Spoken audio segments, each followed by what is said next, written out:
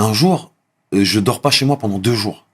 Ensuite, la police, elle se déplace chez moi parce qu'on n'avait pas de téléphone. Il n'y avait pas de téléphone portable à l'époque, tu vois. Elle se déplace chez moi et puis elle cogne, elle dit votre fils il est en garde à vue et tout. Et tu sais, il la rassure parce que j'ai l'impression qu'il y avait un peu plus de bienveillance avant avec les services de police, tu vois, quand j'étais plus jeune. Il la rassure, ils lui disent ouais, il a fait un vol comme d'habitude et tout. Ensuite, je suis rentré chez moi, je pensais que ma mère allait me frapper, tu vois, ou allait vraiment être en colère contre moi, tu vois. Et, elle était soulagée en fait. Et tu vois, en fait, elle était soulagée.